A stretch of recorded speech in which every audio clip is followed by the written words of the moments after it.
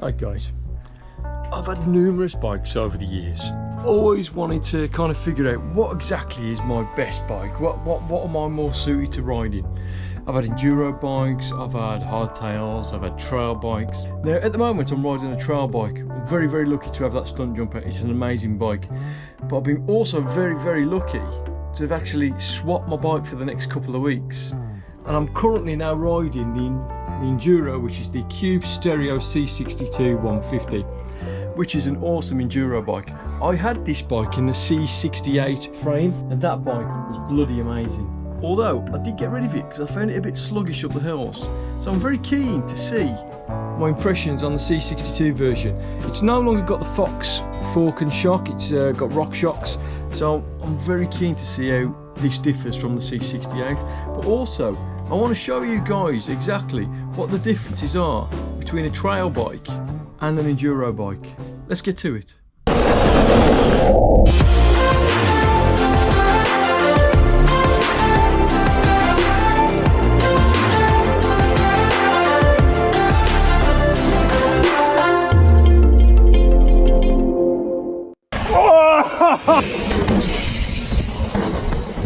And welcome to this educational video, guys. Now this is my 2020 stump jumper, and I've got to say, normally I get rid of bikes every 6 months.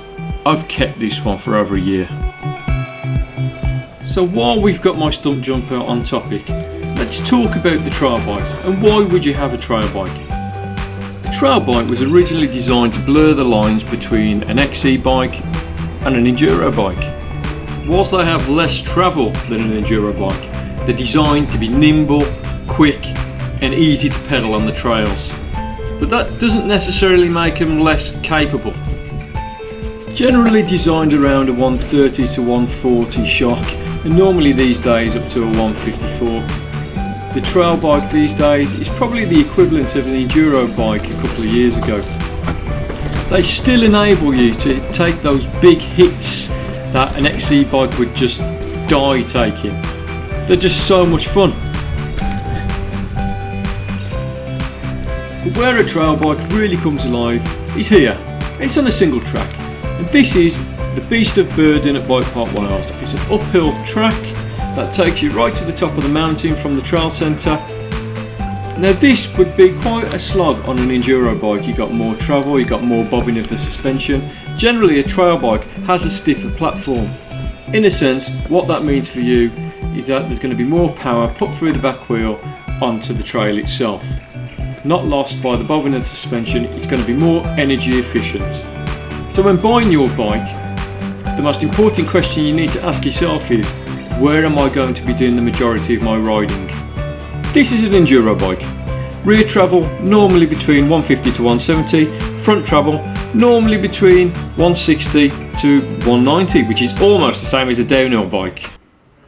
For continuity purposes, we're going to be switching between the C62 that I borrowed off Ollie and the C68 which I'm on now, which was my old enduro bike. For me, two words spring to mind when you're riding an enduro bike: confidence inspiring. Because you generally get more travel on an enduro bike, it irons out all those lumps and bumps on the trail, making the ride a lot smoother, therefore giving you more confidence to do the gnarlier things.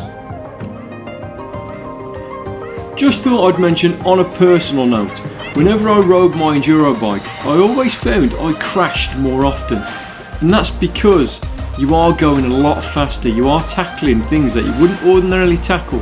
Coming from a hardtail onto an enduro bike, I personally wasn't that fussed about line choice, because you know an enduro bike can roll over things that you just wouldn't attempt on a hardtail. So we've gone over how good a trail bike is. So why would you need an enduro bike, and what would you want an enduro bike for? An enduro bike for me is for somebody that wants to push the limits. They want to go fast. They want to go to a bike park and maybe do an uplift. The bikes are a hell of a lot more fun than a trail bike, but definitely not as efficient.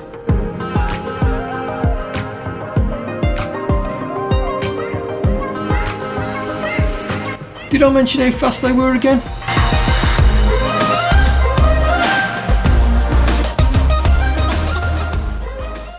So there we have it, guys. There's my opinion on trail bikes and enduro bikes. For me personally, I think I'm better suited to the trail bike.